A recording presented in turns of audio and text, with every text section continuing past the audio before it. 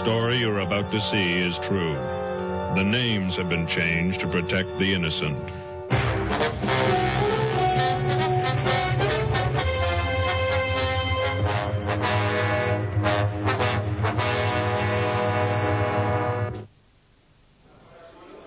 Jacques versus Michael, 13e round du championnat du monde 1997 de Formule 1. Jacques Villeneuve, vous l'avez sous les yeux, il est en deuxième ligne de ce Grand Prix d'Italie. Il a 11 points de retard sur Michael Schumacher au classement du championnat du monde. Ici, c'est l'autre Williams Renault, celle de Heinz-Harald Frentzen, en première ligne, auteur du deuxième chrono. Derrière, Jean Alesi en pole position pour ce Grand Prix. Un seul Français au départ, mais il est le mieux placé. Jacques Lafitte, ça ne nous rajeunit pas. Ça vous rappelle peut-être votre pole position du Grand Prix d'Italie en 76 avec une certaine Ligier Matra. Et oui, Pierre, c'est vieux. Maintenant, moi, j'avais pas terminé la course. J'espère que Jean va la terminer. Alors, ce match entre Schumacher et Villeneuve, il va se poursuivre à distance aujourd'hui. Là, nous avons Gerhard Berger un peu plus loin sur la grille. Il est 7e. Les Ferrari sont en 5e ligne derrière. Vous les apercevez, les voitures rouges. Schumacher et Irvine seulement en 5e ligne. C'est un petit peu la Bérésina pour la Scuderia. À Monza, sur son terrain devant les tifosi. Près d'une seconde de retard en qualification. Cela semble insurmontable sur piste sèche pour Schumacher. Villeneuve va donc essayer de réduire son retard sur Schumacher au classement du championnat. Et puis le classement du championnat constructeur, c'est important aussi. Il y a 8 points d'écart actuellement à l'avantage de Ferrari sur Williams Renault. On est parti pour 53 tours du tracé milanais, l'autodrome de Monza, le plus rapide de la saison. Jacques Lafitte, un circuit très typé. Très typé. Ici, on est dans la Curva Grande, là, après la première variante. Là, on va rentrer dans la deuxième variante. Alors très typé parce que très rapide et beaucoup de chicanes installées pour la sécurité. Les variantes, ce sont les chicanes. Les chicanes, exactement. Voilà. Ici, voilà la sortie de la deuxième chicane qui vous amène directement dans le double Lesmo, qui était un virage très très rapide à l'époque. Vous avez vu là, on l'a raccourci pour que la sécurité soit bien meilleure pour les pilotes et faire un bac à gravier. Ça, c'est le premier Lesmo. Le deuxième Lesmo maintenant qui se prend en troisième vitesse. Avant, on était en cinquième presque à fond. Voilà, c'est beaucoup plus sûr. On a coupé quelques arbres, on a amélioré les dégagements sur la droite de l'image. On a mis beaucoup de temps d'ailleurs parce que les écologistes ne voulaient pas qu'on coupe ces arbres, et finalement on a pu les couper. Ici, le parc de Monza est absolument sublime et que les arbres sont centenaires. Ici on est dans la chicane Ascari, une chicane très très rapide qui commence une assez longue ligne droite qui nous amène directement, là c'est en troisième évidemment, qui va nous amener dans la célèbre parabolique, et on arrive là à 330 à l'heure. On passe deux rapports, on est en quatrième et presque à fond instantané, un virage un peu en dévers où les voitures s'ouvrent énormément, très difficile à maintenir sur la piste. Voilà, vous l'avez à l'image. Les tribunes sont combles, vous l'avez constaté. On annonçait 200 000 tifosi pour ce Grand Prix d'Italie de Formule 1. Et les 22 voitures qualifiées se présentent maintenant sur la grille, une piste très large à l'endroit du départ devant les stands. Mais après ça, eh bien, ça se rétrécit un peu. Et le passage de la première chicane, le freinage de la première chicane, c'est toujours très délicat ici à Monza, Jacques. Ah oui, c'est un des points les plus importants, le départ à Monza. Toujours de gros problèmes à cette chicane. Les voitures arrivent à 300 à l'heure, 22 voitures lancées à 300 à l'heure. On s'arrête. Il y a de petites bosses sur la piste qui détériorent beaucoup le freinage des voitures, et il faut faire très très attention, et espérons en tout cas pour Jean Alesi et les premières lignes que ça se passera très bien. Mais on a souvent vu à Monza des courses se terminer au premier tour pour les favoris. Ou alors des courses arrêtées au drapeau rouge d'entrée, ou peut-être par la voiture de sécurité. On espère que ça se passera bien. 53 tours à boucler, 305 km pour ce Grand Prix d'Italie, le 13e de la saison. Il y en aura 17 cette année, vous le savez. En première ligne, Alesi et Frentzen à gauche. Deuxième ligne, Fisichella sur la Jordan Peugeot et Villeneuve sur l'autre Williams Renault. Troisième ligne, les deux McLaren Mercedes, Hakkinen et Coulthard. Quatrième ligne, Berger, Benetton et Schumacher, Ralph sur l'autre Jordan Peugeot. Et puis les deux Ferrari en cinquième ligne. Tous les feux rouges sont allumés, ils vont s'éteindre et c'est parti. Ouh là là, regardez le départ de Schumacher. Et Alesi garde l'avantage sur Frentzen. Attention le freinage. Pour Alesi, pas de problème. Frentzen. Et puis c'est une McLaren qui est déjà troisième. Je pense que c'est Coulthard. Fisichella quatrième. Olien Tyrrell qui va tout droit, c'est Verstappen. mais ça se passe à peu près sans encombre cette première chicane, la prima variante. Et puis la grande courbe ici, la curva grande, pour se présenter à la seconde chicane dans l'ordre. Allez-y, Frenzen, Coulthard, Fisichella, Villeneuve, Hakkinen, Schumacher qui est déjà 7e, et ça se bouscule entre Trulli, Demoni, les stewards là, Barrichello. Regardez, on est à 3 ou 4 de front à l'entrée de l'Esmo, ça va être chaud. En tout cas, Michael Schumacher a déjà effectué un très bon départ. Il a déjà gagné 2 places. Très astucieux et il est maintenant très près de la McLaren. Il est 7e devant Berger, Irvine, Herbert et le reste du peloton. Ralf Schumacher qui a raté son départ. Et les deux de Jordan Peugeot n'ont pas très bien réussi de renvoler parce que Fisichella aussi a perdu une place au profit de la McLaren de Coulthard. On est dans la ligne droite opposée avec Alesi qui a déjà un petit avantage sur Frenzen. Pas d'incident dans ce premier tour. Schumacher qui déjà se montre dans le rétroviseur de la McLaren de Coulthard. On sera rapidement fixé sur les stratégies des uns et des autres, même si a priori, avec une piste peu abrasive, les pneumatiques ne vont pas trop souffrir et on part pour une course avec un seul arrêt. Allez-y Frenzen, Coulthard 3e, Fisichella, Villeneuve, Hakkinen et puis Schumacher, Berger, Irvine, 10e Herbert, 11e Ralf Schumacher, 12e Trulli, 13e Magnussen, 14e Hill, 15e Barrichello, 16e Salo, 17e Nakano, 18e Morbidelli, 19e Diniz, 20e Verstappen qu'on a vu tirer tout droit à la première chicane, et puis les deux Minardi de Marquez et Katayama qui ferment la marche. Deuxième tour, Jacques. Alors qu'est-ce qu'on peut espérer pour Schumacher en course? Peut-être une meilleure tenue que lors des qualifications? Oui, certainement avec un peu d'essence, mais on le voit déjà là qu'il y a des difficultés à suivre la McLaren d'Hakkinen. Regardez, il n'est pas très près il se fait un peu distancer, il est rattrapé par Berger. En tout cas, on peut dire que Jean Alesi lui est très à son aise, il est en tête de la course, il tourne vite, c'est le plus vite en plus parce qu'il n'est gêné par personne. Il va, j'espère, dans les premiers tours pouvoir faire un petit trou sur ses poursuivants. On sait qu'à Monza, les voitures s'aspirent un peu en ligne droite et c'est très difficile de se défaire de ses concurrents, mais Jean a l'air d'être très à l'aise. Regardez, il a à peu près une seconde d'avance, en tout cas au premier tour sur ses poursuivants. Et on sait que c'est un circuit très rapide et que la course va être longue. En tout cas pour Alesi, effectivement pas d'inquiétude après son incident warm-up ce matin. Il creuse l'écart d'emblée. Oui. 1 seconde et demie sur Frenzen et puis presque 2 secondes sur Coulthard, Fisichella, Villeneuve, Hakkinen. C'est le premier peloton. Et puis Michael Schumacher pointe à 5 secondes devant Berger, Irvine, Herbert, Ralf Schumacher, Trulli. Pas de changement dans les positions. En tout cas pour les hommes de tête dans ces premiers tours. Alors Jacques, on va être assez rapidement fixé sur les rythmes, les cadences imprimées par les uns et les autres. Et en principe, malgré des choix de pneus différents, on sait que les deux Jordan Peugeot sont en pneus tendres chez Goodyear. Et bien malgré des pneumatiques de qualité différente, en principe on s'oriente vers une course avec un seul arrêt ravitaillement. Oui, on dit bien en principe parce qu'il peut y avoir des incidents de course comme il y a eu l'année dernière avec, vous savez, ces pneus qui étaient dans les chicanes, mais ce n'est pas le cas aujourd'hui. C'est sûr qu'il va être intéressant de suivre la course des Jordan Peugeot qui, elles, sont équipées en pneus tendres. Il va être intéressant de voir les temps autour. Pour le moment, Fisichella tourne un peu moins vite que les 3 voitures devant lui, de l'ordre de 5-6 dixièmes. Alors il va être intéressant de voir comment ces pneus vont se mettre en température. Est-ce qu'ils vont se mettre en température plus vite que les pneus durs? Est-ce que ça va plus glisser? En tout cas, on voit une McLaren de Coulthard très très compétitive qui revient sur la Williams Renault de Frenzen, en tout cas au 3e tour. Et la Fisichella, je pense que ces 4 voitures vont se détacher tout doucement du reste du peloton, emmené par Villeneuve qui a l'air d'être un peu distancé.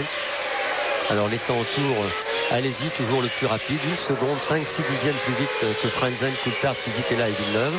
C'est important, on voit un peu le groupe. Villeneuve va certainement faire partie des 5.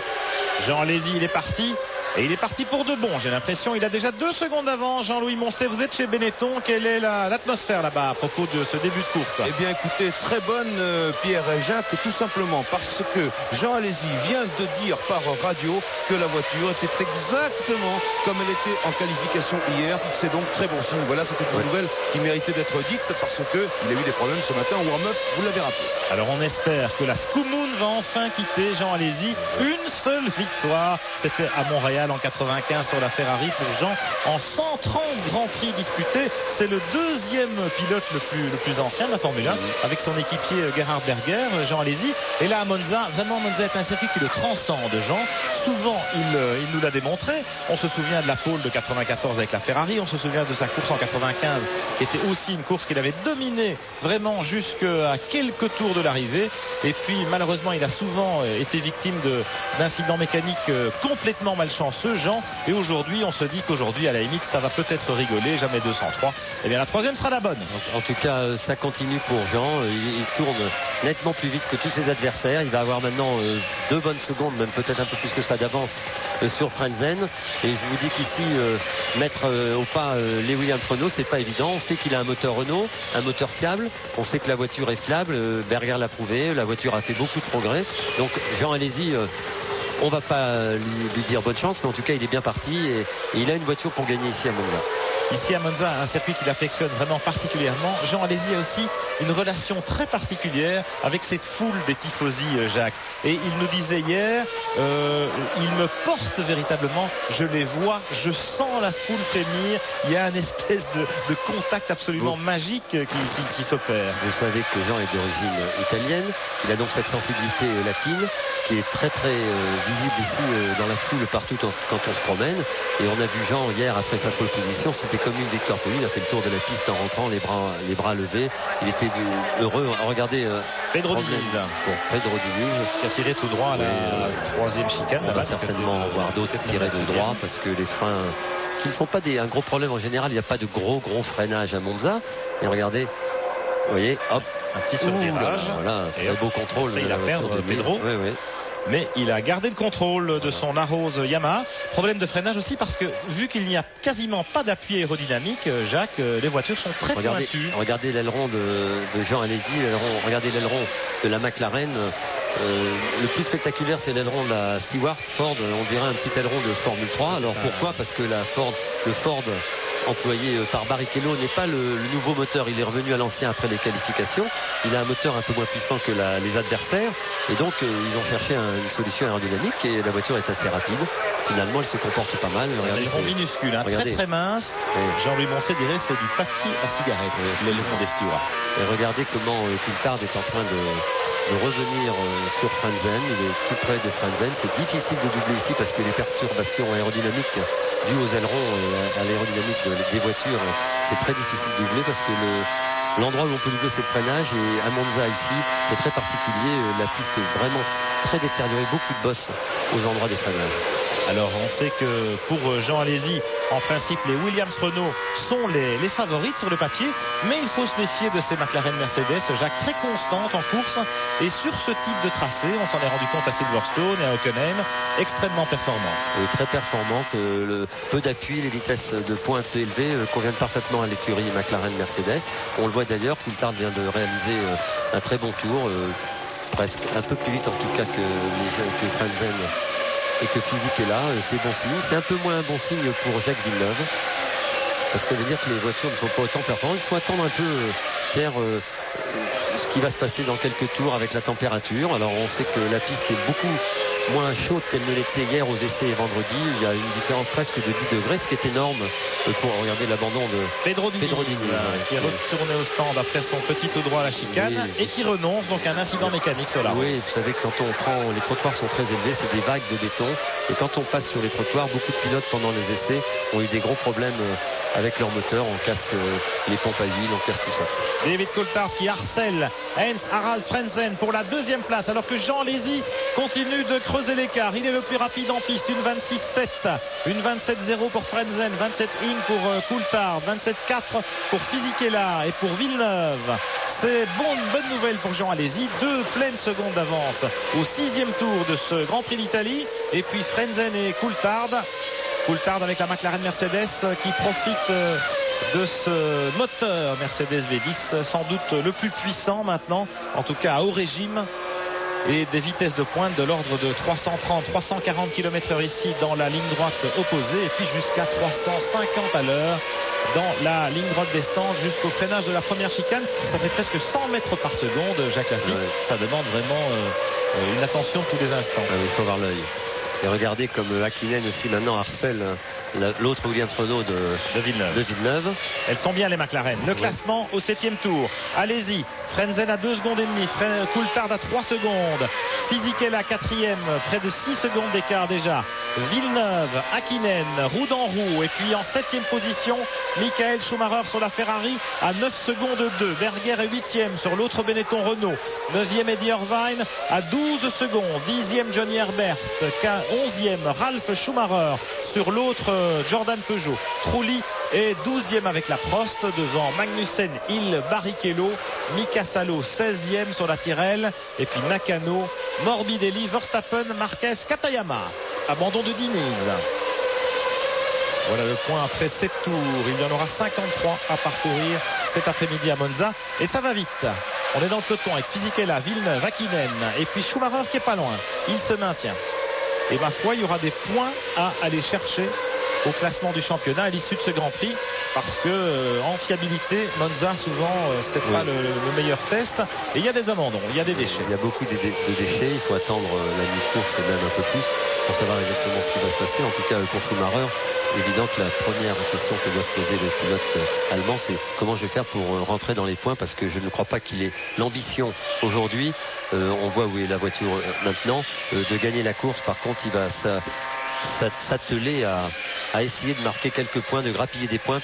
Alors évidemment pour lui, bonne nouvelle, Jacques Villeneuve est seulement en 5e position, il a derrière lui Hakkinen qui le harcèle, les McLaren vont bien, ça va peut-être jouer un peu pour le championnat, aider Ferrari et Schumacher parce que ici à Monza, non seulement les McLaren sont compétitifs mais aussi la Jordan Peugeot de Fisichella et de Ralf Schumacher et puis les deux Benetton de Alesi et Berger et Alesi en tête de la course, c'est une très bonne affaire pour Schumacher. Schumacher qui va calquer sa course sur celle de Villeneuve aujourd'hui. Évidemment. Et qui va essayer de jouer placé pour marquer des points utiles au classement du championnat du monde. Voilà où nous en sommes après 8 tours de course ici à Monza. Une première pause dans ce Grand Prix et on revient tout de suite dans quelques instants. Avec Ukyo Katayama dans les stands à Monza. Nous sommes au 10e tour du Grand Prix d'Italie et le petit japonais est en difficulté. Des problèmes de frein peut-être. On a vu un gros plan sur le disque de frein qui avait surchauffé. Regardez le classement après 10 tours. Allez-y. Et vous voyez, il continue à creuser l'écart. Près de 3 secondes maintenant alors que Katayama abandonne. C'est officiel. Frenzen, Coulthard, Fisichella, Villeneuve 5e, Hakkinen 6e, Michael Schumacher 7e, Berger, Irvine, Herbert, Ralf Schumacher, Trulli. Ils en terminent avec le 11e tour de ce Grand Prix d'Italie à Monza. Il y en aura 53 cet après-midi. Je vous propose tout de suite de revoir ce qui était à l'origine de l'abandon de la Minardi de Ukyo Katayama, le petit japonais qui se battait en fin de peloton.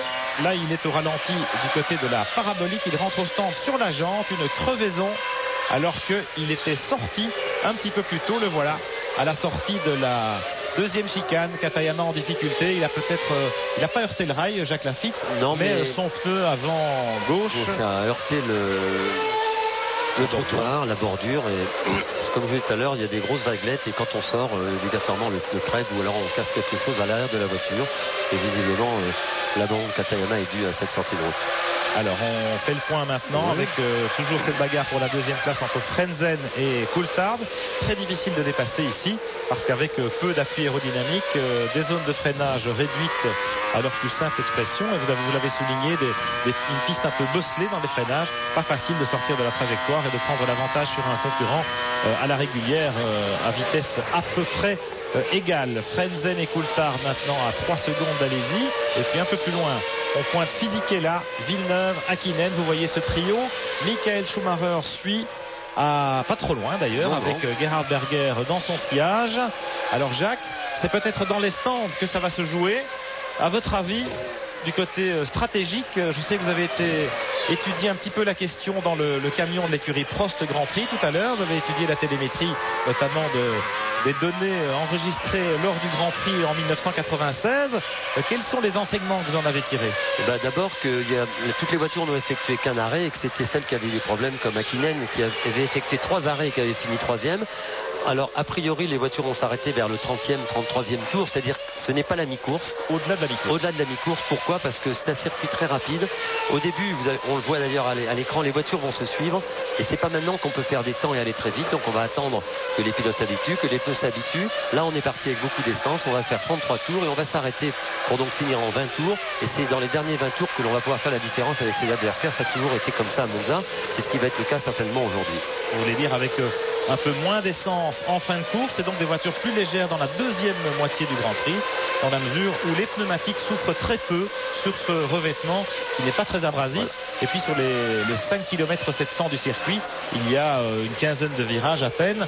Donc les pneumatiques souffrent moins ici qu'ailleurs. Oui, ils souffrent moins, c'est que des très longues vitesses. Alors ils prennent de l'échauffement à grande vitesse, mais ça n'a jamais abîmé les pneus, je veux dire. Donc il y a, à part cette courbe que l'on voit là maintenant, la parabolique qui est très sous la voiture sous vire, il y a beaucoup d'appui. En dehors de ça, ce sont des freinages avec des chicanes, avec des changements d'appui très rapides. Donc le pneu ne reste pas en contact sur un appui précis assez longtemps pour prendre beaucoup d'échauffement. Les voitures vont s'arrêter au bout de 33 tours. Pourquoi? Parce qu'on a mis pas mal d'essence dans la voiture. On sait qu'en début de course, il va rien se passer. On s'en aperçoit, veut dire, on va voir ce train-train permanent. On sait aussi que l'arrêt au stand va coûter à peu près 20 secondes, 21 secondes et que celui qui va sortir en 20 secondes repartira devant son adversaire. Donc c'est vrai que la stratégie employée par les écuries avec un seul arrêt va minimiser un peu le suspense pour nous, mais il est certain que d'ici la mi-course, en tout cas le 30e tour, il ne se passera rien d'extraordinaire à mon avis à part des abandons, et que les pilotes là sont en train d'attaquer, d'essayer de faire le trou et que la course va se jouer dans les 20 derniers tours.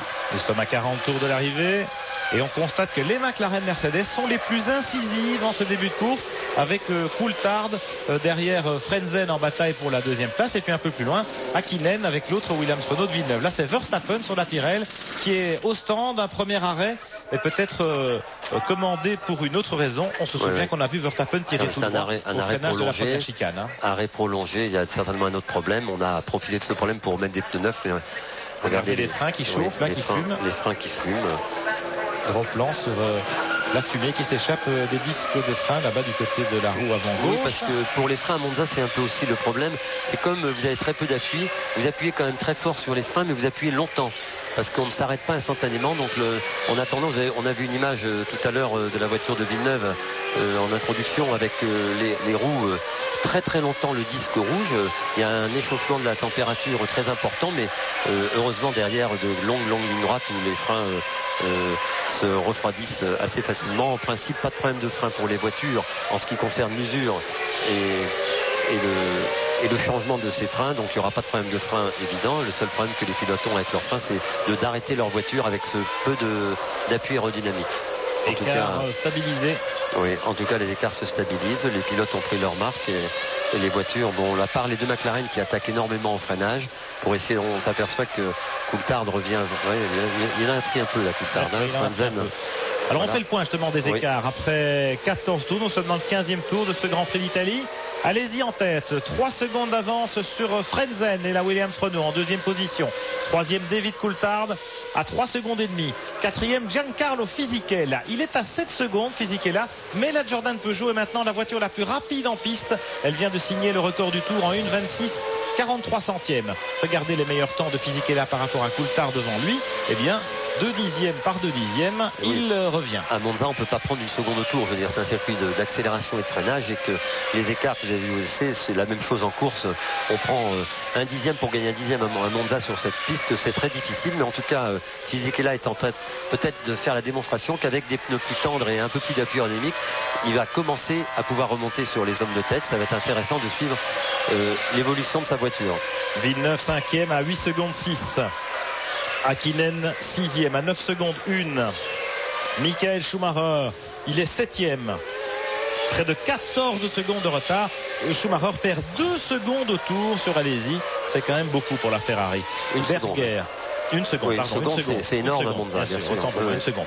Berger ensuite 8e sur l'autre Benetton Renault. Irvine avec la seconde Ferrari en 9e position. Johnny Herbert 10e sur la Sauber Petronas. Ralf Schumacher qui a raté son départ. Il est bloqué là-bas dans le trafic. Il est englué dans le peloton. Ralf Schumacher sur l'autre Jordan Peugeot en 11e position. Et puis les concurrents chaussés de Bridgestone, pas à la fête sur ce circuit ce week-end, le manufacturier japonais, puisque Goodyear domine les 10 premières places. Les concurrents chaussés de Bridgestone, donc Trulli, Magnussen, Hill, Barrichello, roue dans roue comme à la parade du côté de la 12e, 13e, 14e place. Oui, on s'aperçoit en tout cas que les six premières voitures, Alesi, Frentzen, Coulthard, Fisichella, Villeneuve, Hakkinen, tournent à peu près dans les mêmes temps, et qu'après il y a un autre peloton composé de Michael Schumacher, Berger, Irvine, Herbert et Ralf Schumacher, qui eux tournent en 1,27, 5-6 dixièmes moins vite que les hommes de tête. Donc on a déjà fait un petit trou, et dans ces 6 voitures, regardez le... Retour sur la course en tête, et je vous propose tout de suite de jouer avec nous pour la première fois cet après-midi au top position. C'est parti.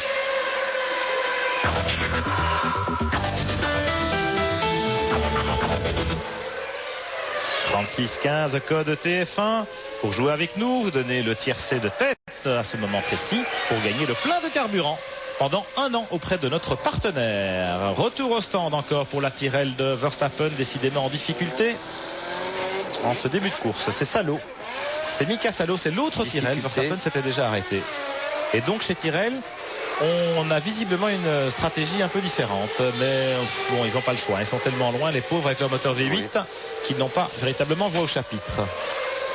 On revient sur la course en tête. L'homme le plus rapide en piste maintenant, c'est Mika Hakkinen, qui est derrière le paquet des 6, qui tourne un peu plus rapidement évidemment que les autres. Il vient de réaliser le meilleur temps, ce qui prouve que la McLaren, que les pneus Goodyear marchent très bien. On voit aussi ici le retour à l'écran de Ralf Schumacher, qui est en train d'attaquer très fort, mais qui va avoir beaucoup de difficultés pour doubler Herbert, Irvine et Berger. Mais enfin, la piste n'est pas finie.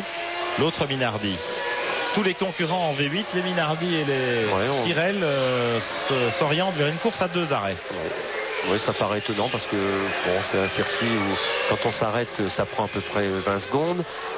Pendant ce temps-là, en 20 secondes, on se retrouve à la deuxième chicane, donc assez loin du départ, et on perd beaucoup de temps ici. On se retrouve donc la stratégie de 2 arrêts n'est certainement pas la meilleure pour ces équipes, mais la puissance des moteurs, peut-être qu'on a décidé de partir avec très peu d'essence pour aller plus vite en ligne droite. Meilleur tour pour Frentzen, une 26-346. Donc à toi, à moi. Un coup la Williams, un coup la Jordan Peugeot, un coup la McLaren Mercedes, sans oublier la Benetton de Jean Alesi qui caracole toujours en tête, mais avec une avance qui s'amenuise un tout petit peu, 2 secondes 6 au 17e passage. En tout cas, ça veut dire surtout que, vu les temps que font ces pilotes, que toutes les voitures sont compétitives et que la course n'est pas finie pour ces 6 garçons-là. Et Barrichello qui a ravitaillé à son tour. Il faut savoir que les Stewart Ford, comme les Jordan Peugeot, avaient choisi des pneus à gomme tendre dans ce Grand Prix d'Italie. Jordan du côté dans le clan Goodyear et les Stewart dans le clan Bridgestone. Ça avait permis aux Stewart de se qualifier les mieux pour le manufacturier japonais. Ils étaient 11e et 13e, Barrichello et Magnussen sur la grille. Alors tous les pilotes améliorent leur temps au fur et à mesure des tours. On sait qu'ici c'est une piste très rapide, que les pneus mettent du temps à chauffer. On l'a vu aux essais qualificatifs où les pilotes faisaient 2 tours en qualif, ce qui est assez, pas exceptionnel mais rarissime en Formule 1 avec les pneus. On les voyait toujours faire un tour, ils font 2 tours, et là les voitures vont améliorer leur performance tour en tour. Pourquoi aussi? Parce que la piste étant peu abrasive, la gomme a du mal à se poser sur la piste. Elle est en train de se faire, et ce qui va permettre aux pilotes d'améliorer leur performance tour après tour, et ce qui est en train de se passer. On va améliorer le record du tour pendant toute la course parce que la gomme des pneus commence à se déposer et donner un peu plus d'adhérence à tous les pilotes qui sont sur la piste. Les meilleurs tours de Frentzen et de Coulthard. Regardez, on est à 1 dixième de différence, 15 centièmes. Coulthard qui vient de signer le meilleur tour en course, une 26-11.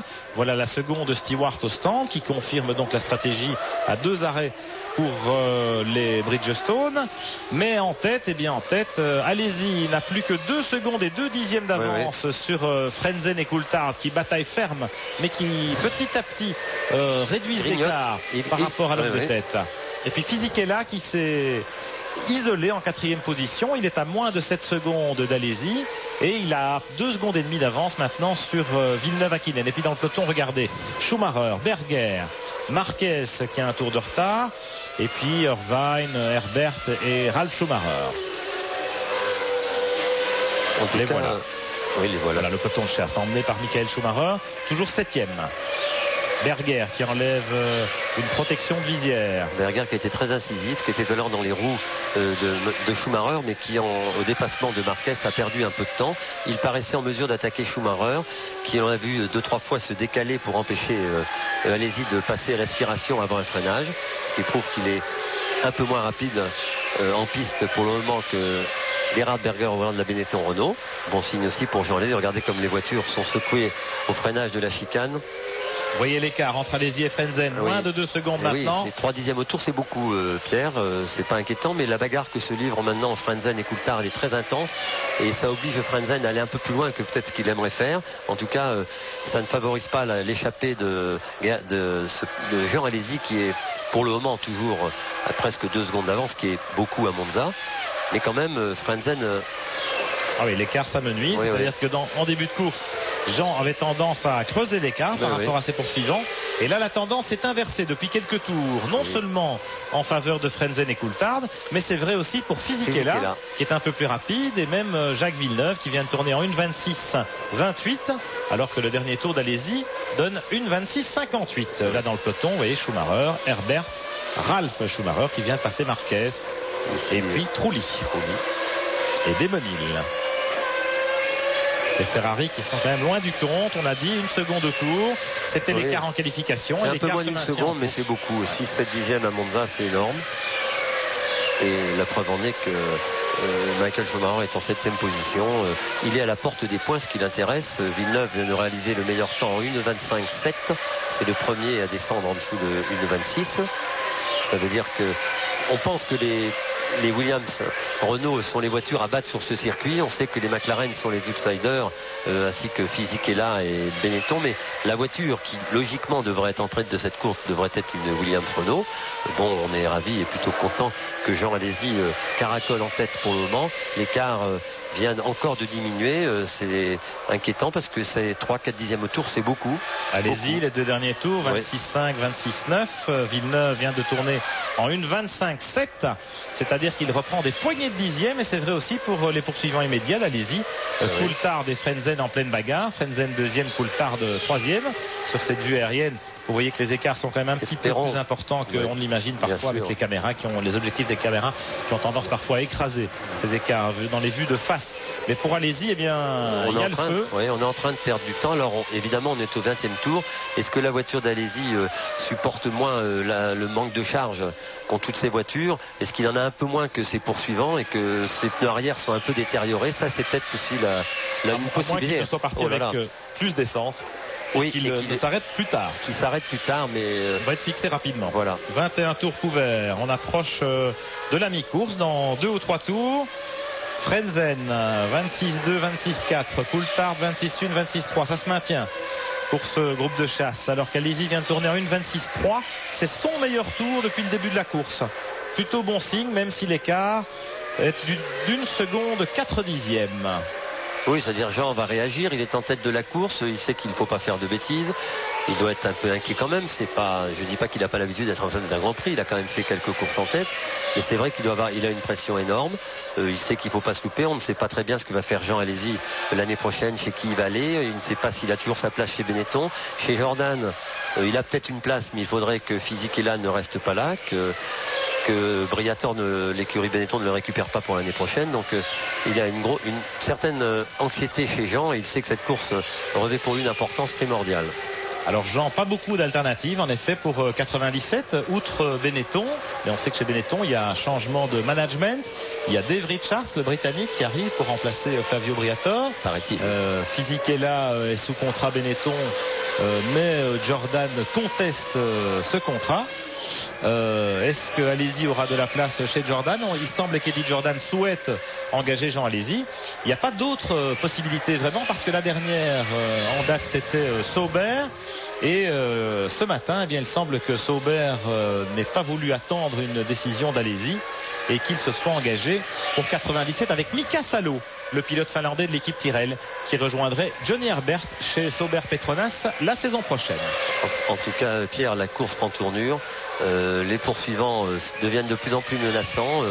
Jean n'a plus qu'une seconde d'avance sur Frenzen et sur Coulthard qui se font de plus en plus pressants. Alors évidemment, je vous l'ai dit tout à l'heure, 22e tour, les changements de pneumatiques vont arriver dans 3-4 tours, incessamment pour certaines équipes. Il va être intéressant de voir si Jean, voyant la panique un peu derrière, on va décider de l'arrêter un peu avant et puis de voir ce qui va se passer en fin de course. Est-ce qu'on va changer la stratégie chez Benetton?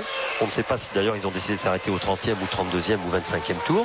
En tout cas, l'année dernière, Jean Alesi s'est arrêté au 31e tour. Alors on va voir si on a adopté la même stratégie.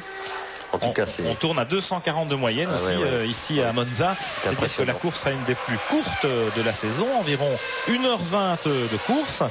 Et donc il ne faut pas trop tergiverser, question stratégie non plus. On retrouve Ralf Schumacher là qui est enfermé dans le peloton en bagarre pour la 10e place avec Johnny Herbert. Derrière les Ferrari. Alors que pour la première fois cette saison, Ralf Schumacher s'était qualifié devant son grand frère Michael. Il faut dire que c'était la plus mauvaise position en qualification de Michael Schumacher cette année. En tout cas, je peux dire que la Ralf, il est plus rapide certainement, et on le sait, on l'a à l'écran que Herbert. Vous avez vu que c'est très très difficile de doubler sur ce circuit, alors qu'il y a des grandes lignes droites qui compenseraient. Et qu'avant, quand on était sur un circuit, on s'aspirait. Regardez. La jonction est opérée en tête de la course. Moins d'une seconde maintenant. Regardez, allez-y, Frenzen, Coulthard, ils sont roue dans roue. Un trio de tête à 30 tours de l'arrivée de ce Grand Prix d'Italie.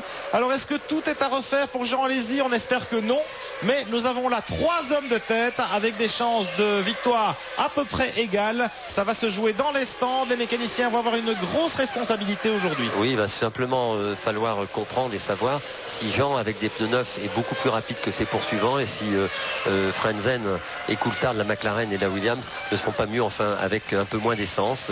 Tout ça, c'est équilibre de voiture. C'est difficile à dire pour nous aller tout de suite, mais en tout cas, Jean est toujours là. Bon, il est un peu pressé, mais bon, on a vu la difficulté pour les pilotes de doubler, et on va pas doubler Jean tout de suite. Et derrière ce trio de tête, il y a un autre trio, Fisichella, Villeneuve, Hakkinen, qui actuellement est plus rapide que le trio de tête. Absolument. Et l'écart entre les deux trios, eh bien, il se réduit plus que 6 secondes 2 pour Fisichella, qui est talonné par Villeneuve et Hakkinen. 2 train-train vraiment de 3 voitures, et ma foi, avec seulement 5 ou 6 secondes d'écart, eh bien, tout est possible dans ce Grand Prix. Une course très ouverte avec de nombreux vainqueurs possibles, alors que nous atteignons la mi-course dans 2 tours. Allez-y, Frenzen à 7 dixièmes, Coulthard à 1 seconde 3. Allez-y, un peu de mal, Pierre, pour maintenir la cadence de ses poursuivants. C'est ce qu'explique d'ailleurs cette jonction. Maintenant, il va être intéressant de voir si Jean n'a pas de problème de frein ou de comme ça. Regardez l'aileron de Jean qui est un peu plié. La particularité de l'aileron de la Benetton, c'est qu'en ligne droite, il travaille à haute vitesse, il s'incurve un peu à l'intérieur. Vous voyez, un peu en son centre. Ce qui a priori devrait lui donner une vitesse de pointe un peu supérieure. C'est une astuce qui tire beaucoup sur les fences de chaque côté. Et j'avais peur en le voyant aux essais que l'aileron casse. Quand je le dis, il faudra que j'ai dû dire que l'aileron est en train de se nouer, mais c'était volontaire. Les mains d'aileron, les supports d'aileron. Voilà. Eh bien, cette course s'annonce absolument fantastique, comme la plupart des grands prix que nous avons vécu depuis le début de la saison. Une course magnifique en perspective, très ouverte, avec beaucoup d'indécisions. Alors avant les ravitaillements, avant la mi-course, avant que la stratégie ne décide peut-être des changements de position, nous marquons une nouvelle pause dans ce Grand Prix avant de revenir tout de suite ici à Monza. Retour à Monza dans la deuxième moitié. Ça y est, on a passé la mi-course de ce Grand Prix d'Italie. Jean Alesi toujours en tête, 27 tours en tête pour l'Avignonnais, mais il est maintenant talonné par Frenzen et Coulthard. Un trio de tête extrêmement remuant, Jacques Lafitte, d'autant plus que à quelques secondes, à moins de 5 secondes derrière, un autre trio est en train de se rapprocher en profitant du fait qu'Alesi en tête semble en difficulté. Oui, je ne sais pas s'il est en difficulté avec ses pneumatiques ou avec ses freins, mais Jean tourne un peu moins rapidement que Frenzen et que Coulthard, mais vous savez, il est en tête, il se bat comme un beau diable, regardez, mais Frenzen est de plus en plus pressant. Alors est-ce que Frenzen va avoir la possibilité de doubler? J'essaye de voir sur les pneumatiques si Jean a des problèmes, visiblement pas. Et vous voyez que Frenzen va à droite, à gauche, se dévendre pour essayer de voir où il va pouvoir passer Jean Alesi, mais je peux vous garantir qu'il va avoir beaucoup de mal si Jean ne commet pas d'erreur. En tout cas, Jean est en train de faire une course extraordinaire. Sa voiture semble un peu moins performante qu'elle ne l'était en début de course. On sait qu'on va arriver bientôt sur les changements de pneumatiques. Ça va peut-être énormément aider Jean à reprendre la tête de la course et à repartir. Pourvu que ce soit les pneus et que ce soit pas un problème de frein ou un problème mécanique quelconque. Il y a certains endroits du circuit où Jean essaye de se donner un peu d'air, comme avant la parabolique là. Et puis par ailleurs, eh bien, disons que sur l'ensemble du tour, c'est évident qu'il perd quelques dixièmes sur Frentzen et Coulthard. Frentzen et Coulthard évidemment incapables d'en profiter ou de prendre l'avantage sur Alesi. Et donc cela profite aux poursuivants. Regardez Villeneuve dans les stands. Il est le premier à faire ce choix. Alors que Fisichella était revenu à 4 secondes d'Alesi, Villeneuve est en train de jouer un coup de poker tactique. Oui, en fait, Villeneuve suivait le train de Fisichella. On a préféré l'arrêter, de repartir. Il va pouvoir s'exprimer seul au volant de sa voiture et sur la piste. Alors, il reste 25 tours, il est en pneu neuf, Villeneuve. Oui. Et il va peut-être gagner l'une ou l'autre place, en tout cas venir se placer en position utile pour le podium final de ce Grand Prix d'Italie. 25 tours de course, 11 secondes d'arrêt pour le Canadien. Ça veut dire qu'on a mis de l'essence évidemment pour aller au bout. Et on est parti pour un seul arrêt pour tous les favoris chaussés en pneus Goodyear. On doit signaler que dans les stands, la vitesse limite ici à Monza est 120 km à l'heure. La piste est plus large. Voilà. Et on arrive évidemment beaucoup plus vite. Les pilotes, vous les verrez à l'entrée des stands, ils arrivent à 250 à l'heure et ils montent sur les freins juste avant l'entrée de la pit lane. Évidemment, un arrêt, ça coûte à peu près 20 secondes. 11 secondes pour les voitures parce qu'on met plus d'essence que habituellement quand on fait 2 arrêts. Et puis encore une dizaine de secondes en entrée et en sortie de la pit lane. En tout cas, ce qui est intéressant pour nous... Et c'est Frentzen, l'autre Williams. Ça, c'est intéressant par rapport à Jean, regardez. Alors là, c'est peut-être la course en tête qui se joue. 11 secondes pour Villeneuve. Combien pour Frentzen?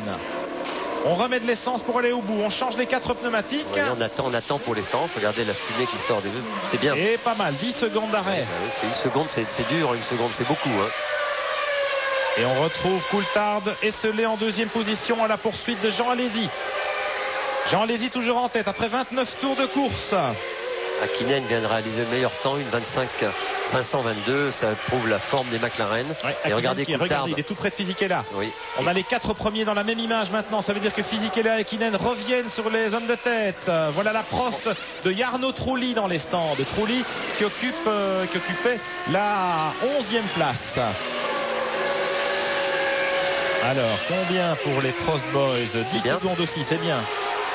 Bravo les Bleus. En tout cas, regardez la pression maintenant que met Fisichella et Hakkinen sur Coulthard. Oh là là là, regardez le Coulthard en survirage. On est où? On est à la sortie d'Ascari. Oui, c'est Ascari. C'est rapide. C'est très très rapide. Il a perdu quelques poignées de dixième et même 2 secondes. Vous voyez que ça veut dire que Coulthard est vraiment à l'attaque pour essayer de ramarrer Jean Alesi. Et ça veut dire aussi peut-être que Jean est très à l'aise au volant de sa voiture et qu'il voit venir. En tout cas, pour rattraper Jean Alesi, il faut faire des efforts.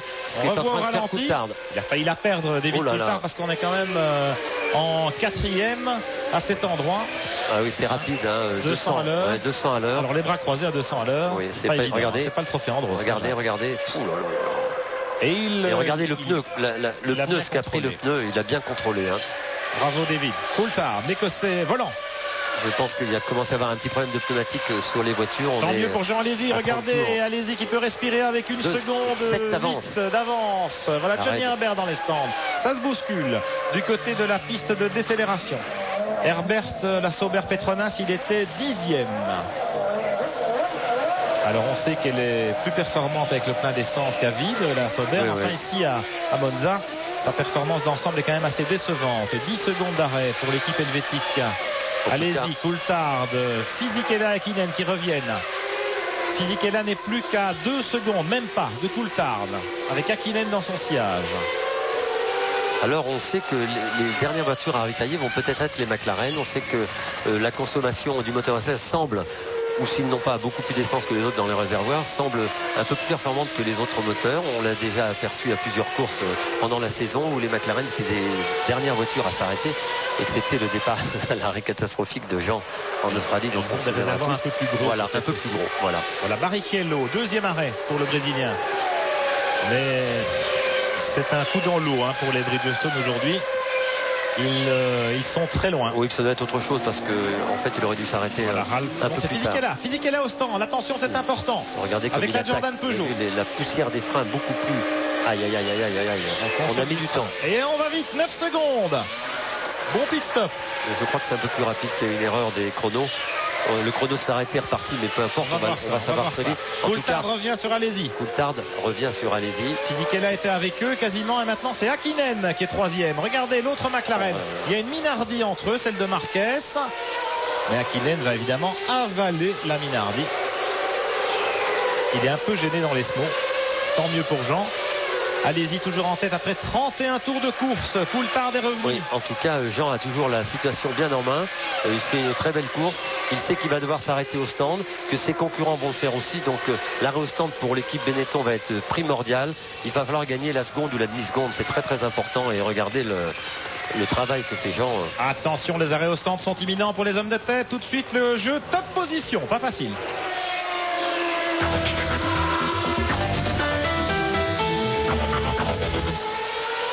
Vous les aviez tous les trois à l'image, les trois premiers de la course dans l'ordre à ce moment de la course. Attention, 36-15 côté TF1 pour gagner. Ça y est, on rentre au stand. Allez-y, ça c'est très important. Tous les deux.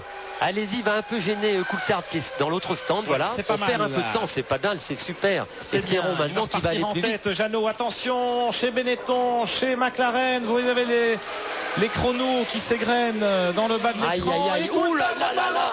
7 secondes 8 chez McLaren, magnifique ravitaillement. Et Coulthard repart devant Jean Alesi. Alors là, c'est peut-être le tournant de la course. La Ferrari de Schumacher. Non, c'était Irvine. Irvine qui n'a pas encore ravitaillé. Oui, tant mieux, ça va aider Jean parce qu'il va falloir le doubler. Coulthard. Et il y a une Jordan Peugeot, c'est Ralf Schumacher maintenant. Là, toutes les voitures vont s'arrêter. Alors, c'est évidemment dommage pour Jean Alesi, cette manœuvre très réussie de l'équipe McLaren-Mercedes, parce que moins de 9 secondes d'arrêt chez Benetton, c'est impeccable, mais chez McLaren, c'est encore mieux. Oui, alors on pense que si le réservoir est un peu plus grand, la consommation est un peu moins importante pour le moteur Mercedes. Vous savez qu'une seconde, c'est 12 litres d'essence. Si on met 12 litres en moins, c'est certainement l'explication de... Parce que l'équipe Benetton est très performante au changement de roue et d'essence, c'était les plus rapides jusqu'alors. Donc regardez. Alors au-delà de la course en tête, Jacques, avec Hakkinen maintenant qui n'a pas encore ravitaillé. Michael Schumacher en deuxième position. Il doit évidemment ravitailler. Villeneuve a été le premier à s'arrêter parmi les hommes de tête. Schumacher sera peut-être le dernier. Et il y a une course dans la course quand même au championnat du monde. C'est évidemment entre Schumacher et Villeneuve. Pour l'instant, la situation est évidemment très confuse dans la mesure où Villeneuve s'est déjà arrêté. Frentzen s'est arrêté. Il est reparti devant Villeneuve. Évidemment, il est 7e. Il est devant Fisichella. On va faire le point. Hakkinen devrait s'arrêter maintenant. C'est lui qui est le leader de ce Grand Prix, mais c'est un peu virtuel. Voilà Schumacher. La Ferrari qui rentre au stand. Non, c'est Irvine. C'est Irvine qui était devant les hommes de tête et qui pouvait peut-être les gêner un petit peu. Donc chez Ferrari, on choisit de d'abord faire rentrer Irvine. Schumacher va donc retarder son arrêt au maximum. Il reste 19 tours seulement avant le drapeau à damier de ce Grand Prix d'Italie absolument passionnant. Ici, c'est Hakkinen qui est gêné maintenant dans le trafic. Hakkinen qui vient de réaliser le meilleur tour, 1,25,346 avec des pneus de 33 tours. Ça veut dire la performance et la qualité de la voiture sur ce circuit. Et des pneumatiques. Et des pneumatiques, évidemment. Et des pneumatiques Goodyear, très performants ici à Monza. Évidemment, la voiture à vide, plus rapide qu'en début de course, avec les réservoirs pleins. Mais il est gêné, là, Hakkinen, par la Sauber de Morbidelli devant lui. Il devrait s'arrêter. Mika Hakkinen, 33 tours couverts déjà. Il faudrait l'arrêter parce qu'il va perdre du temps dans ces deux tours. Il a 13 secondes d'avance sur Schumacher, 14 sur Berger. Coulthard est le leader virtuel du Grand Prix. Il est à 21 secondes de son équipier. 21 secondes, c'est le temps que Hakkinen va perdre dans les stands. Il va être intéressant de voir combien de temps. Vous avez vu le coup de patin avec la marque sur la ligne blanche au moment où il y a le radar. Blocage de roue. Alors il est intéressant. Alors, 21 secondes d'avance sur Coulthard, c'est à peu près le temps qu'il va perdre là. Absolument. Alors s'il parvient à repartir, il va peut-être repartir en tête. Ah non, 9 secondes. Il a perdu 9 secondes. Il a perdu une seconde. Ou la Berger aussi qui s'arrête au même moment. Schumacher en tête, mais il ne s'est pas arrêté. Hakkinen repart alors que déboule dans la ligne droite Coulthard, Alesi et Frentzen. Coulthard toujours en tête maintenant, en tête façon virtuellement en tête. Schumacher doit encore s'arrêter évidemment. Coulthard en deuxième position, c'est pas Hakkinen, mais c'est Alesi. Frentzen troisième et Hakkinen est reparti seulement quatrième, cinquième sur la piste puisque Schumacher est toujours en tête. Voilà.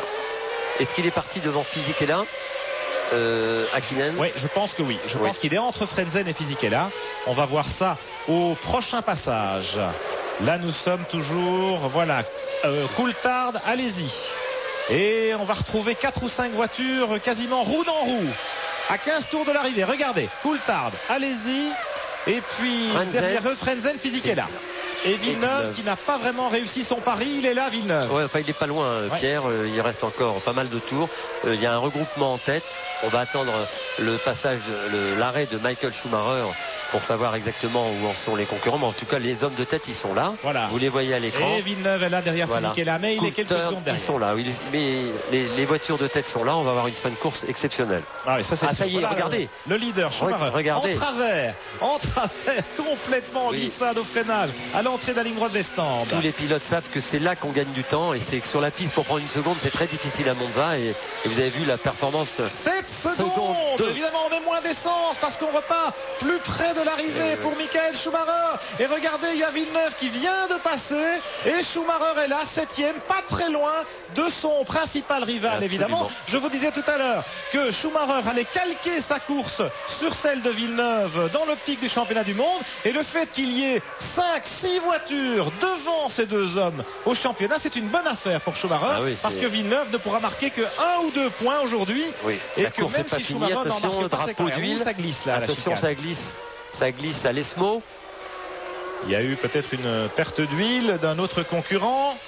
Il y a une Stewart là, il y a une Minardi. Attention, Coulthard en tête. Allez-y deuxième. Allez-y qui est maintenant à 1 seconde 8 de Coulthard. Avec une voiture entre deux, c'est la Stewart de Barrichello. Regardez maintenant Frentzen, talonné par Hakkinen. Fisichella. Hakkinen est tout près de Frentzen. Vraiment tout près. Alors regardez, Fisichella est là aussi, Villeneuve est là et regardez qui va arriver maintenant. Ah, il est où? Le Diable Rouge, il est pas loin. Regardez, Villeneuve est là. Et le suivant, il sort de la chicane Ascari. Il est là, c'est Schumacher. Oh là là, oui, il est quand même. Ah oui, il sortait des stands. Il n'était pas à 340. Il n'était pas à 340. Barrichello s'est presque arrêté là pour laisser passer. Allez-y. Et puis il y a eu une mésentente entre les deux hommes. Et Allez-y a perdu du temps malheureusement. Regardez, il lui fait signe à Barrichello dans la ligne droite. Il n'est pas content. Allez-y. Et l'écart se creuse maintenant. 2 secondes d'avance pour David Coulthard. Jean Alesi deuxième. Frentzen troisième. Hakkinen 4. Fisichella 5, Villeneuve 6, les 6 premiers se tiennent en 6 secondes. Et Schumacher est à 2 secondes de Villeneuve, c'est-à-dire que la course est loin d'être finie, il va encore se passer beaucoup de choses. Ces 6 pilotes vont maintenant donner la mesure et de leur voiture et de leur talent, et il va être intéressant de suivre. Regardez les drapeaux bleus, ça crée beaucoup de problèmes, franchement. Le trafic, les concurrents attardés, évidemment, c'est un paramètre avec lequel il faut jongler.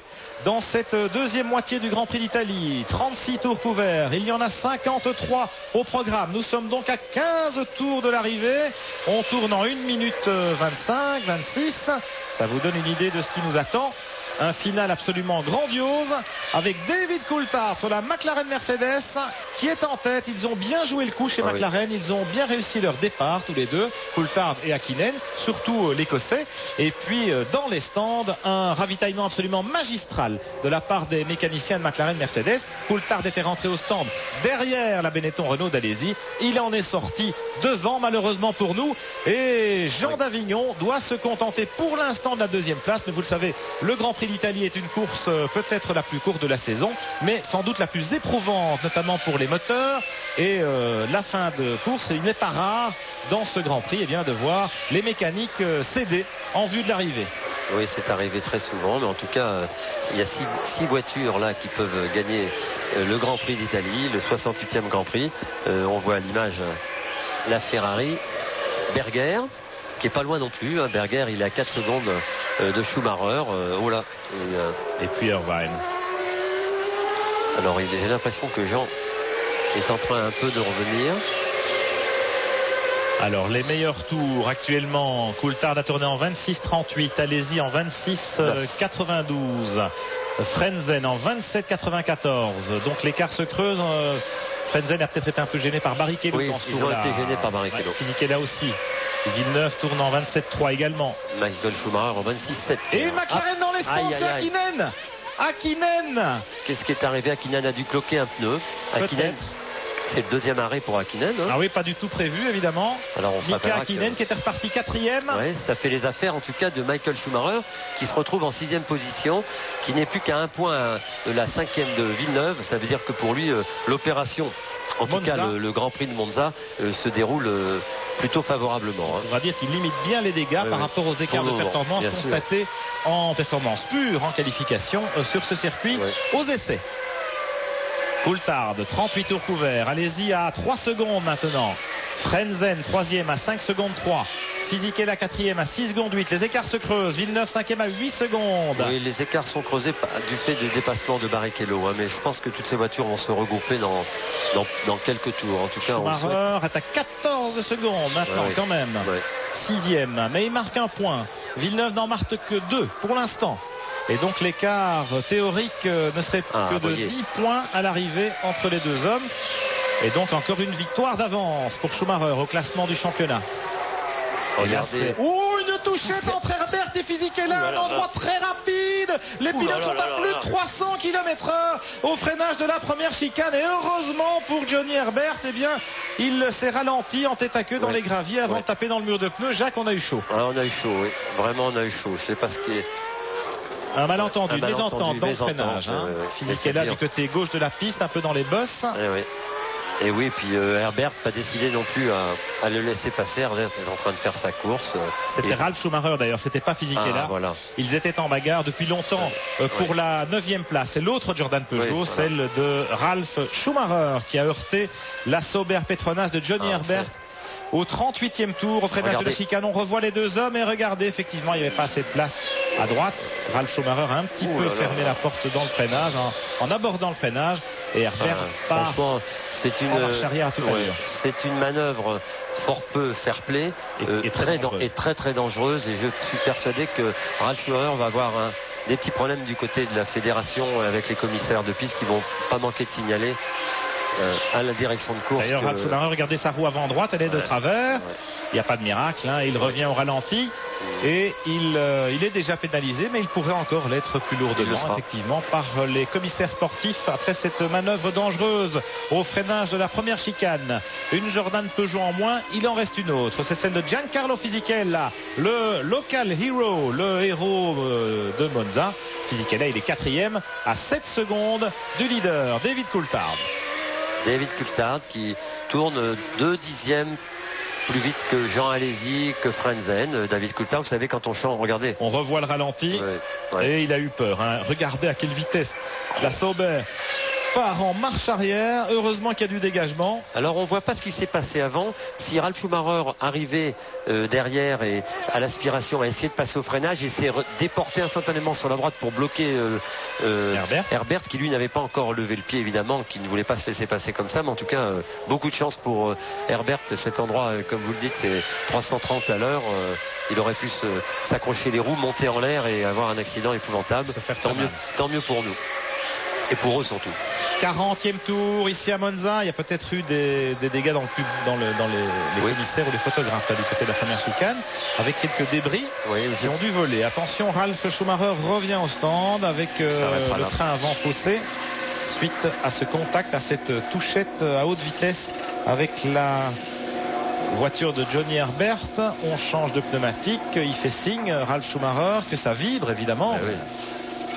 Je pense que c'est pas sérieux de renvoyer la voiture après un choc comme ça, à ces vitesses-là, sur un circuit comme Monza. Regardez, il a des problèmes. Il repart. Enfin bref, c'est ça. Regardez, voilà. On voit donc un dépassement. Ouh là là là, c'est-à-dire, il n'a pas pensé qu'il dépassait une voiture, que les voitures étaient à la même vitesse, et il s'est rabattu brutalement, alors qu'en fait il n'a pas encore doublé, quoi. Je veux dire, il fallait qu'il reste à l'intérieur. Il a voulu prendre la trajectoire. Il n'a pas fini sa manœuvre de dépassement et il s'est rabattu, alors que sans laisser le moindre espace à Johnny Herbert. Johnny Herbert n'avait aucune chance. C'est une grosse erreur de la part du pilote allemand. Alors nous sommes au 40e tour dans ce Grand Prix d'Italie à Monza. David Coulthard, le pilote écossais de l'écurie McLaren Mercedes, le vainqueur de la première épreuve cette saison, est toujours en tête. C'est Mika Häkkinen qui vient de signer le record du tour. Vous l'avez vu, Häkkinen qui s'est arrêté à 2 reprises suite à des problèmes de pneumatique. Il est donc hors du coup pour la gagne. Coulthard 3 secondes devant Alesi, Frentzen 3e, Fisichella 4e, Villeneuve 5e, Schumacher 6e. La course est loin d'être jouée ici à Monza. On marque une nouvelle pause et on revient dans un instant pour vivre le final de ce Grand Prix d'Italie à sensation. Retour à Monza, 10 tours de l'arrivée de ce Grand Prix d'Italie de Formule 1, la 13e manche du championnat du monde 1997, avec des bagarres à tous les échelons. David Coulthard en tête de la course sur la McLaren Mercedes grâce à un ravitaillement éclair. Il a dépassé Jean Alesi dans les stands. Malheureusement, Jean Alesi en 2e position. C'est un peu le poulidor de la Formule 1, notre Jeannot. Frentzen est 3e sur la première des Williams Renault. Fisichella 4e, Villeneuve 5e, Michael Schumacher 6e. Alors la situation en championnat, elle est là, regardez, elle est sous vos yeux. Nous avons Frentzen 3e sur la Williams Renault. Ensuite, Fisichella et la Jordan Peugeot. Et puis Villeneuve et l'autre Williams Renault. Alors ça signifie que si Villeneuve parvient à prendre l'avantage sur la voiture jaune qui le précède, là, la Jordan Peugeot de Fisichella, eh bien la course d'équipe s'imposerait chez Williams, c'est-à-dire que Frentzen laisserait passer Villeneuve avant l'arrivée pour qu'il marque le maximum de points au classement du championnat face à son rival ici à l'image, Michael Schumacher sur la Ferrari. Jacques Lafitte, oui. Villeneuve dans une situation pas facile, pas confortable. Pas du tout confortable, surtout que Frentzen est bien accroché à sa 3e place, que Fisichella est bien accroché à sa 4e, qui va être très difficile à Villeneuve, qui revient très fort à tous les freinages sur la voiture de Fisichella, qui elle, tranquillement en accélération, remet un peu d'air entre lui et la Williams, ce qui explique aussi que le moteur Peugeot est très très performant en vitesse. En tout cas, il a beaucoup de puissance et ça va être très difficile pour Villeneuve. La seule chance de Villeneuve, c'est absolument d'attaquer dans les derniers tours pour doubler Fisichella. Et là, dans les stands, on intimera à Frentzen évidemment. Course d'équipe, ils l'ont dit qu'ils le feraient chez Williams pour donner à Villeneuve la 3e place et les 4 points, ce qui réduirait de 3 points l'écart avec son rival au championnat du monde. Je crois que ça serait une bonne chose pour tout le monde, mais enfin nous n'en sommes pas là. On va pas souhaiter à Frentzen lui aussi a besoin de marquer des points. 44 tours couverts, il y en a 53 au programme. Nous sommes à moins de 9 tours de l'arrivée maintenant. Villeneuve Schumacher, course à distance, mais c'est le championnat du monde qui est en jeu entre les deux hommes. Et là on y voit plus clair. Vous avez dans le bas de l'écran tous les pilotes qui ont abandonné dans ce Grand Prix d'Italie. Ralf Schumacher à l'instant après sa touchette avec Johnny Herbert au freinage de la première chicane. Il faut qu'il y aille, Il a une bonne carte à jouer, mais il faut qu'il attaque. Il faut vraiment qu'il... Oui, mais la difficulté est telle, Jacques Lafitte, pour dépasser sur ce circuit. Oui, mais pour Villeneuve, c'est tellement important qu'il faut qu'il tente. Petite différence peut-être de réglage aérodynamique entre la Jordan et la Williams. Oui, mais a priori, la Jordan a un peu plus d'appui que la Williams. Alors, est-ce qu'il y a... Non, regardez, il revient, Jacques. Il revient à certains endroits du circuit. Oui, là, la courbe. Regardez. Mais à l'accélération, c'est vrai que... au freinage, il est prêt, Jacques. Il est en train de faire ce qu'on lui demande. Il m'écoute. Je suis relié avec lui par radio. Il faut revenir, il faut doubler Fisichella pour avoir une chance d'être champion du monde cette année, Jacques Villeneuve. Sinon, il ne le sera pas. Ben oui, là il reste 4 Grands Prix. Oui, il y a encore. Après celui-là, si l'écart reste d'une dizaine de points avec Schumacher, tout est possible. Les chances de Villeneuve s'estompent petit à petit, même si bien sûr la course au titre peut se jouer jusqu'au bout. Il suffit d'un abandon, vous avez 10 points, c'est une course, une victoire. Et ma foi, entre Villeneuve et Schumacher, rien n'est joué dans la course au titre de champion du monde 1997, même si l'avantage pour l'instant est plutôt pour le pilote Ferrari, parce que Villeneuve devrait être un peu mieux placé là. Regardez Frentzen, Fisichella, et l'écart qui est de 8 dixièmes. C'est réduit. Peu et beaucoup à la fois. Il s'est réduit depuis tout à l'heure. Et puis Schumacher et Berger là, 6e et 7e. David Coulthard, 46e tour. Jean Alesi à 4 secondes. Oui, David Coulthard bien accroché à sa première place. Des difficultés, pas pour Jean, mais en tout cas pour revenir sur la McLaren. On savait que C'était l'outsider de cette course. On les savait très rapides. Elles ont manqué la victoire à plusieurs reprises cette année. Ça serait justice que McLaren remporte une victoire. Hakkinen, là, regardez, c'est le seul pilote qui dépasse en piste pour l'instant. Il est reparti après un deuxième arrêt, un problème de pneumatique semble-t-il. Et là, il est le plus rapide en piste. Il est en train de tailler la route dans le peloton. L'écart entre Alesi et Frentzen est en train de diminuer. Il n'est plus que de 2 secondes. Frentzen tourne 3-4 dixièmes plus vite qu'Alesi depuis 2 tours. Et l'écart est en train de se réduire. Espérons.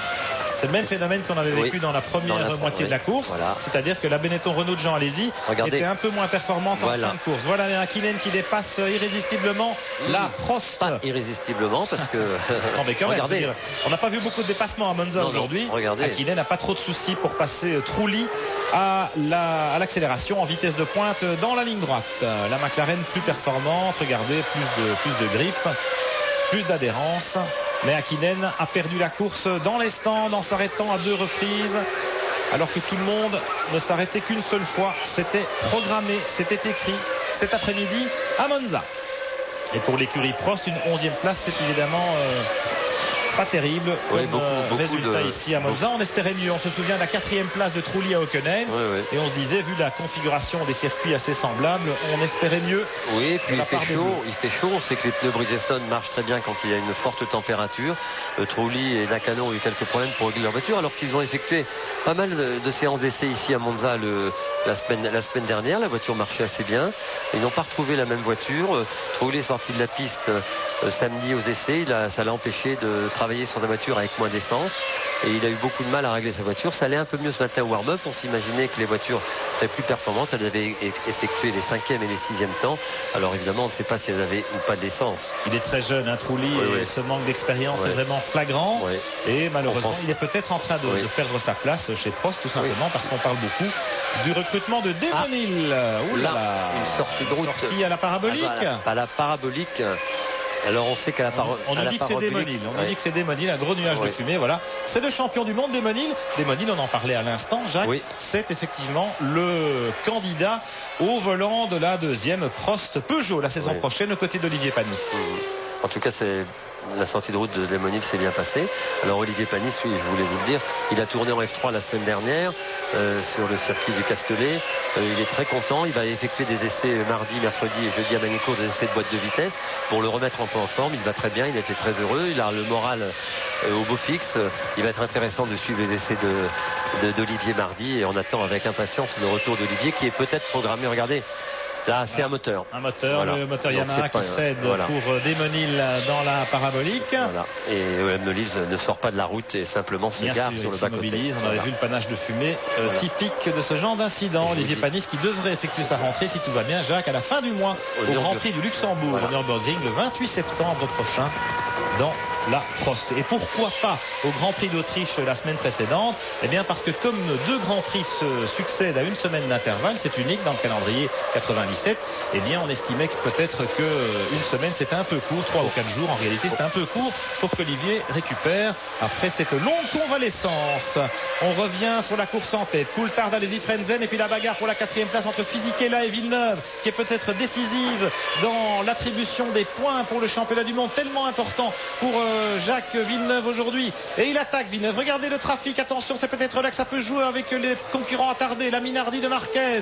Allez-y, passe. Frentzen aussi. Très près, Frentzen. Alors, je me demandais pourquoi Jean était revenu un peu sur Coulthard. En fait, c'est parce qu'il y avait le trafic, on l'avait pas à l'image. C'était la Minardi de Marquez. Allez, un petit... Et voilà, Coulthard, 49 tours couverts. Il y en a 53. Nous sommes à 4 tours de l'arrivée. Allez-y à 2 secondes 7. Frentzen à 3 secondes et demie. Fisichella, Villeneuve un petit peu plus loin. Et puis Michael Schumacher, 6e, qui a bien limité les dégâts aujourd'hui avec sa Ferrari. Il va marquer 1 point de moins seulement que Jacques Villeneuve au classement du championnat du monde. Il en conservera 10 d'avance, soit l'équivalent d'une victoire à 4 courses de la fin de la saison. Ma foi, Schumacher a malgré tout les choses bien en main. Coulthard, allez-y pour la première place. L'écart est de 2 secondes 7 dixièmes, mais il y a le trafic. Voilà, il y a la voiture de la Morbidelli. ce qui explique... Et Frenzen en profite pour revenir bien sûr. sur les talons de Jean Alési. Allez, on va tout de suite en profiter. Il y a un petit peu de confusion pour jouer au concours Top Position. C'est parti.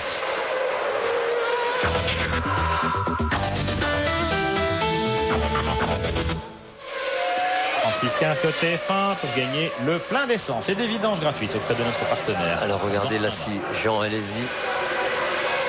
Jean Alési vient de tourner en 26-7, Coulthard en 27-5. Il a du mal à doubler Morbidelli qui le freine là dans la parabolique, ce qui va permettre à Frenzen de revenir au freinage de la première chicane après les stands. Morbidelli va peut-être jouer un mauvais tour par la suite à son compatriote Fisichella et Villeneuve.